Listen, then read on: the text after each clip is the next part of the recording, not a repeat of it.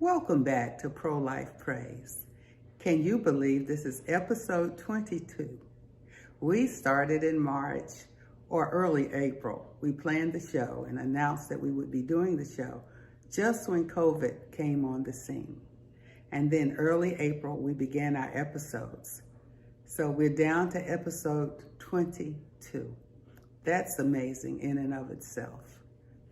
This episode now, I really meant to do it just at the beginning of the school year. It's a very unusual school year because many of the children right now are still sheltering in or being homeschooled and etc. Some of the schools are open across the country, some are not. I want to share with you very briefly right now a speech that First Lady Melania Trump made about education and the importance of children getting back to school. The first pillar of my Be Best initiative is children well-being and taking care of children's social, emotional, and physical health has never been more important than during the COVID-19 pandemic. The administration has worked around the clock to protect Americans from the coronavirus, but many challenges for children and families can be just as invisible as the virus and just as dangerous. When children are out of school, they are missing more than just time in the classroom. They're missing the laughter of their friends, learning from their teachers, and the joy of recess and play. For children with disabilities, without access to technology, or whose homes are not a safe place, the situation can be even worse. As the start of the school year gets closer, I encourage parents, teachers, and school to teach children about the importance of CDC guidelines and to implement them when appropriate. Children's mental health and social development must be as much of a priority as physical health. The same is true for parents. As we continue to come together as Americans to tackle these challenges, I'm honored that you could all be here today to offer your thoughts. I look forward to working with you to make sure that Americans' children and families can be healthy and thriving. Thank you very much. Well, we can see now, mid-September, that some of the kids are back in school. COVID bans still have some school buildings closed. Just before COVID-19 hit, President Trump met with students and religious advocates to announce new protections for religious prayer and worship in public schools. I don't know if you know that happened. That was back in January before the COVID restrictions really shut everything down in March. Why don't we take a look at that video? We are gathered in the Oval Office for the National Religious Freedom Day, something very important and very special, and special to me and the people that are gathered around me. This afternoon, we're proudly announcing historic steps to protect the First Amendment right to pray in public schools. So you have the right to pray, and that's a very important and powerful right. There's nothing more important than that, I would say. We're joined by the Secretary of Education, Betsy DeVos, Deputy Attorney General Jeffrey Rosen, and students and advocates from across America. And advocates they were. They've been calling and writing by the thousands, and you're representing that large group of people. In a sacred principle of our republic, that government must never stand between the people and God. Yet in public schools around the country, authorities are stopping students and teachers from praying, sharing their faith, or following their religious beliefs. It is totally unacceptable. You see it on the football field. You see it so many times where they're stopped from praying, and we are doing something to stop that. That is why today my administration is issuing strong new guidance to protect religious liberty in our public schools. The right of students and teachers to freely exercise their faith will always be protected, including the right to pray. So we call this the right to pray. Is that a good idea? Good, right? You like that, right?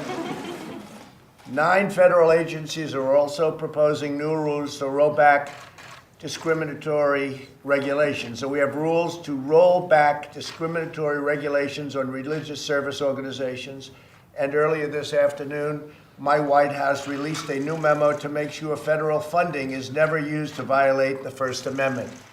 With prayer back in public schools, to a certain degree, thanks to President Trump in January, there remains another major concern, and that's protecting our children from hypersexualization in the use of CSI curriculum in our K-12 schools, comprehensive sex education. However, we know now that the argument and discussion has escalated. I've got another little video to share with you on that subject. Teaching 10-year-olds the, quote, pleasures of sex.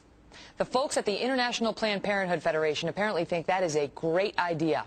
That group making the recommendation that's what we should teach our 10-year-olds in a new report titled Stand and Deliver. And by the way, they want that teaching to be mandatory. It is a suggestion that has critics calling Planned Parenthood a bunch of, quote, sex-obsessed adults. But is that fair? Joining me now, Fox News contributor and radio talk show host Monica Crowley. All right, Monica.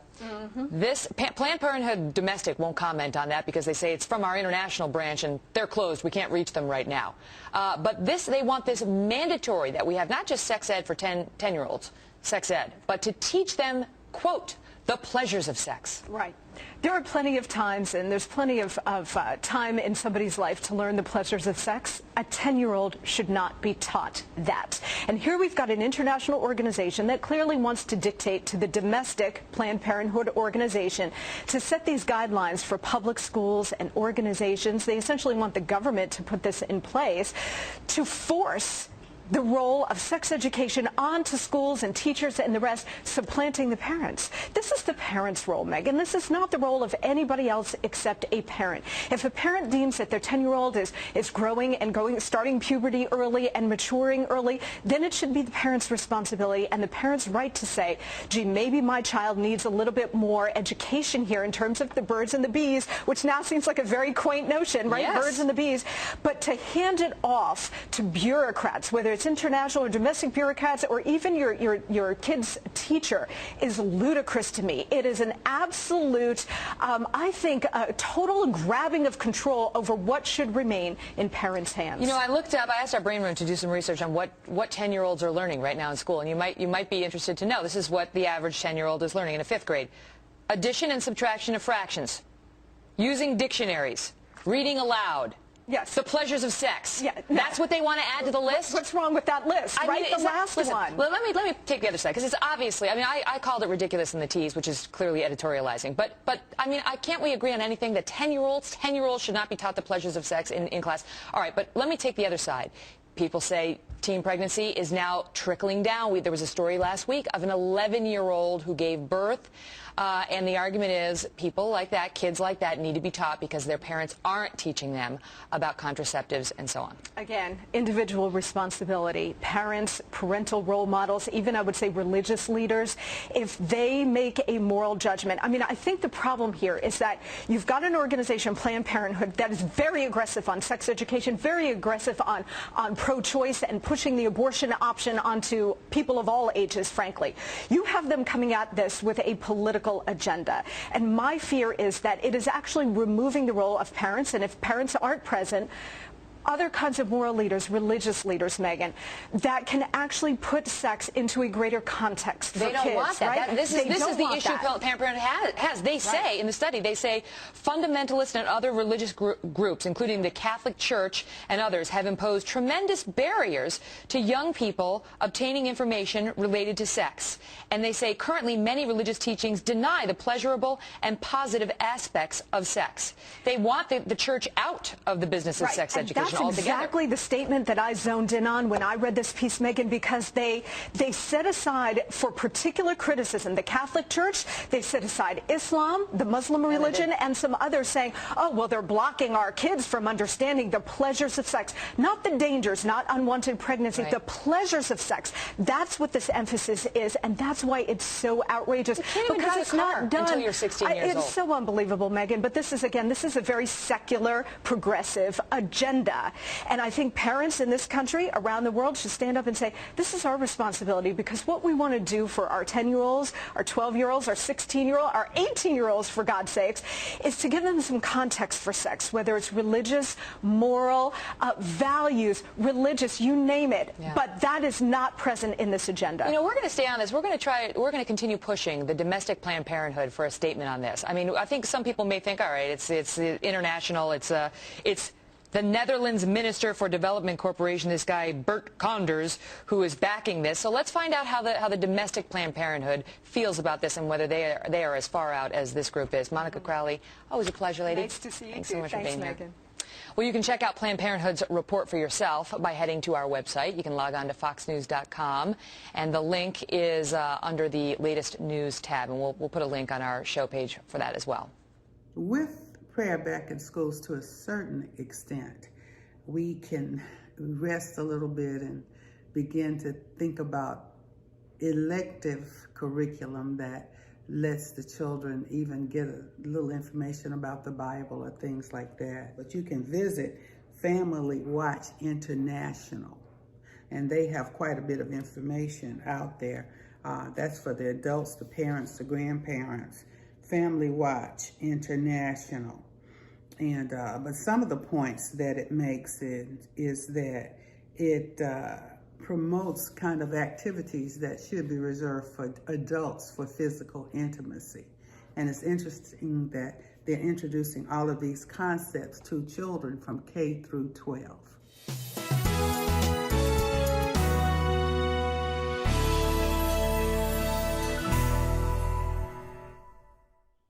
Please visit alvedaking.com and the Priest for Life bookstore. We have quite a few family books and children's books at both of those sites. So I'd like to encourage you to visit both bookstores this week. Thank you.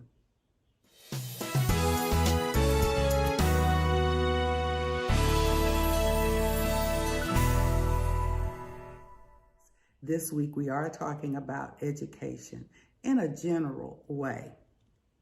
I believe personally that all schools should be good schools. I'm an advocate for good education. That can be public school, private school, home school. It should be up to the parents, if the children, if they're minors, as to what type of educational path they take. Yes, I do support school choice. However, my children have been educated in public and private schools. So have my grandchildren, and so was I. My parents saw fit to send me to private school when I was younger, and I also went to public schools. I went to private colleges and public colleges. So I believe that all education should be good education. Since I do support school choice, I'd like to share this little video with you. Hope for Georgia's kids. I live in Georgia. I can't believe I found you. I've been looking for a true friend for a long time. Somebody that'll build me up and not tear me down. And a lot of adults was trying to tell me to find you. And I'm so glad I did. I'm gonna tell everybody. I wanna share with you people why my new friend has a love for me that I will defend. If I treat him right, I can depend on never being trapped on the streets dead end. My friend is probably known by most up north, down south, on the east and west coast. Some people don't like me to brag or boast, or take my juice and give my friend a toast. My friend has done the same for many. Gave him everything from hope to a gazillion pennies. He works hand in hand with doctors and attorneys, and he helps me when I read about all his journeys. At first I didn't like him because I thought he was hard, and most of the bad kids thought he was odd. I have come to use him on all occasions. He's my number 2 hero. His name is education. Now I'm able to see, and I will succeed. Now I'm able to see. Education, my hero. With education and my friend, I'm way more strong. I do far more right and way less wrong. I'm able to stand no matter what's going on. Able to process simple no matter what is thrown. Let's try it. Okay, take your music. Listen to what you're saying and see if I can use it. I see your video, see if I can do it. Education says trouble, so I'll refuse it. No wonder most of you don't promote my friend. Cause him not around is how you get us to spend money on crap that you use to offend. Saying the same dumb stuff over and over again. To be fair, I do believe you have talent. I just wish you would use it to make a point that's valid. That's why education is my number 2 hero. With him and number 1, we'll keep you at 0. Now I'm able to see, and I will succeed. Now I'm able to see. Education, my hero. One more thing about my friend education, he'll help me climb above low expectations. If you were expecting me to get an F, education can't hear that just like it was deaf. Unless I tell my friend to take a back seat, cause I'm gonna drop out and keep my life incomplete. Not me, and I hope not you. Ask for help from people who knows my friend too. With my friend in hand, you can go anywhere. If a place looks strange, you won't be scared. If something is said, you won't be afraid. If something is presented, you won't get played. With a friend like this, it's hard to fail. Without a man, it's not hard to tell. So please try your best to make him your friend. One of the coolest superheroes that will help you win is education. Now I'm able to see, and I will succeed. Now I'm able to see. Education, my hero. Now I'm able to see, and I will succeed.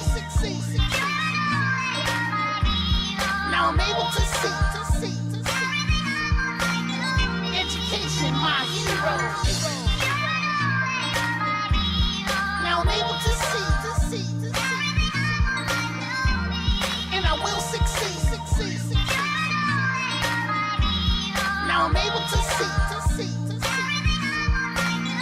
Education, my hero. Now I'm able to see, and I will succeed. Now I'm able to see. Education, my hero.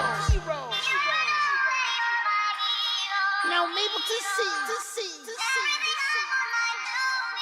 and I will succeed.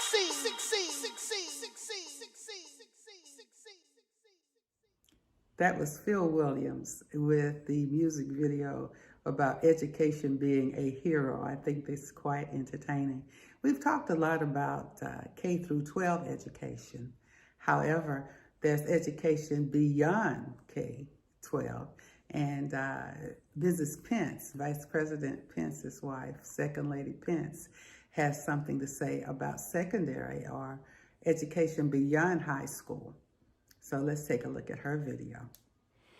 To military spouses across the world, I want to let you know about 2 extraordinary events designed exclusively for you. In speaking with many military spouses across the United States and in other parts of the world, I've learned about the employment challenges that you face. And that's why I'm happy to inform you of 2 upcoming events that will help. The Department of Defense's Virtual Military Spouse Symposium, to be held on April 24th and 25th, and the Military Spouse Employment Partnership Virtual Hiring Fair on May 2nd. Hosted by the DoD Spouse Education and Career Opportunities Program, or SECO, the Virtual Military Spouse Symposium is a free 2-day virtual event with interactive sessions to help you prepare for your next job, whether you are just beginning your career or re-entering the workforce. The symposium will offer classes on how to conduct global employment searches, build your career, enhance your LinkedIn profile, and much more. And I also hear that LinkedIn plans to make a very special announcement during the symposium. The second event I'd like to tell you about is the first ever Military Spouse Employment Partnership Virtual Hiring Fair, to be held on May 2nd in honor of Military Spouse Appreciation Month. At the fair, you will be able to take the skills you learned at the symposium and apply them to interact with more than 140 MSEP employment partners. These partners have all committed to recruit, hire, promote, and retain talented military spouses like you. Many of the jobs available through MSEP are portable and are in many diverse industries and geographic locations, including overseas. You will have the opportunity to apply for MSET positions, speak with recruiters and hiring managers, obtain resume reviews from a SECO career coach, and learn about other resources available through Military OneSource. You can access the symposium and the hiring fair from your computer or mobile device, no matter where you are in the world. So please be sure to register for both today by going to myseco.militaryonesource.mil. Good luck. Second Lady Pence is an educator herself, and she cares a lot about education. We started out with First Lady Trump talking about education, and now the Second Lady. I think that's very important.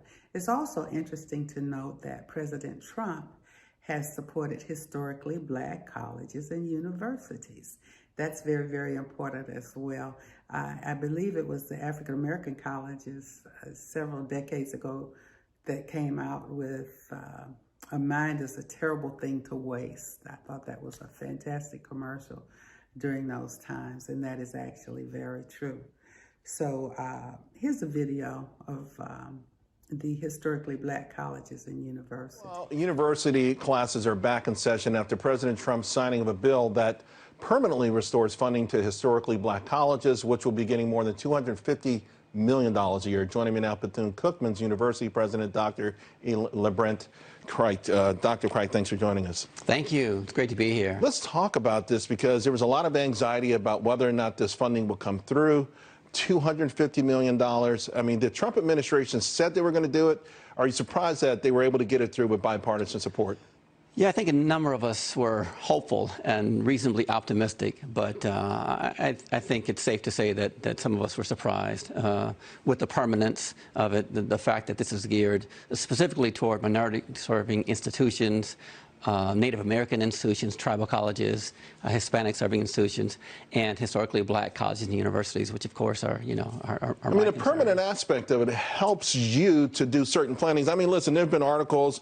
Your school's struggled. No question. You've got some financial issues. $250 million in total, $85 million permanent funding for HBCUs. Many of us have begun to think about how do we whittle back the budgets because we were relying on this. So this is really historic and critical. It is an essential, though insufficient, component of long-term sustained funding that these institutions deserve. What went wrong? Was there over-reliance on government? What's happened here that all of a sudden it's a crisis when people read that student debt is at $1.6 billion, and yet you see the smaller universities, particularly historically Black colleges, struggling financially? No question. Look, there's a lot of universities, both Black and primarily white or traditional universities, that are really struggling now with the economics, the financial model, if you will, associated with higher education. These smaller schools are particularly vulnerable. That is especially the case for HBCUs, our funding streams, that is students who are often first generation, don't have the resources that others have. They are vulnerable to economic shocks and vulnerable to challenges in terms of covering tuition. Right. We pay the price for that. Can you sort of play a role also for the entire nation? Earlier, last year, there was an award given to President Trump. Kamala Harris was going to be a part of it. She protested, but is there a time to acknowledge, hey, no matter what party is in office, when they come through, is there a role that maybe these universities, someone like you, can play to help you reunite the country, put an emphasis on education for all of Americans to be better? Absolutely. I appreciate the question. Look, Charles, we have to get away from these binary notions of liberal and conservative or Republican and Democrat. If you look at our iconic founder, Mary McLeod Bethune, this was a Black woman from rural South Carolina who came to Florida in 1904 and built this extraordinary institution. She did this by reaching way across the aisles by working with Rockefellers and others to support this institution. Right. And so I am here in part because we recognize the vital role these institutions play in the development and capacity building of our country. And they warrant investment, and we are excited about working with all kinds of Right. stakeholders who have an interest in our students and faculty. Dr. Craig, congratulations. It was a major step. I'm glad it's done, and we'll be keeping track of you. I appreciate it. Thank you for the very time. much. Have to get you down to campus soon. We'll be down there. I want to thank you for joining me today for this chat about education on Pro-Life Praise variety show. We're going to ask Father Frank Pavone to give us a reflection and a meditation. And then we'll close and see you next time. Thank you. Well, hello, friends. Father Frank Pavone here, National Director of Priests for Life. Thanks for joining our program today. May I invite you to spend a moment with me in prayer using my book, Pro-Life Reflections for Every Day. We read in the first chapter of the prophet Isaiah, "Seek justice, encourage the oppressed, defend the cause of the fatherless." Reflection: some say, I'm personally opposed to abortion, but I can't impose my views on others. But laws don't regulate views, they regulate behavior. Someone's view may be that you should not be protected, but the law provides you that protection anyway. The unborn should enjoy the same protective benefit of the law, despite anyone's views. Let us pray. Lord, help our nation to protect the unborn, despite the fact that some do not acknowledge their value. Amen. Well, friends, we do acknowledge their value, and we also acknowledge the value of all children. And at a time when we are working as a nation and as local communities to bring our children back to school effectively and also safely, well, this is a very important value to reaffirm. We care about our children's physical safety. We care about their intellectual growth. We care about their moral and spiritual safety. And we have a president and an administration right now that have been effectively working on all those fronts, from their efforts to protect the smallest children within the womb to their efforts to provide parents with school choice. You hear the president talk about this frequently. Why should a family feel that it has to send its children to a failing government school when there are better options available? Why shouldn't we help them to choose those better options? He's a proponent of school choice, school vouchers.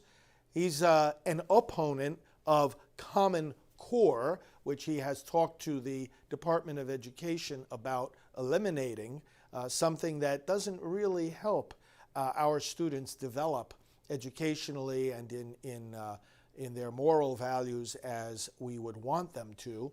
And then, of course, we have the question of basic protection. We have the efforts of this administration, and many people don't hear or think about these things, to strengthen within grades K through 12 in our schools protection against the evil and violence of sexual abuse. We also have the protection of students' rights to pray and to free speech in their schools, on the college campuses. The president has come out very firmly in favor of those who want to use that campus as a way of bearing witness to their faith, of bearing witness to their values, of speaking about pro-life and other important topics. The president has made it clear to these campuses that they are not to discriminate against students based on the content of their speech, and that such unconstitutional discrimination will be met with a withdrawal of federal funds from that educational institution. This is the kind of leadership we need for the sake of our students. These are the kind of values we hold as Americans: freedom, faith, family. God bless our students as they return to school. God bless them, and may they become all that He has called them to be, with the benefit of our help and of our love. Thank you for joining our program. Father Frank Pavone here of Priests for Life.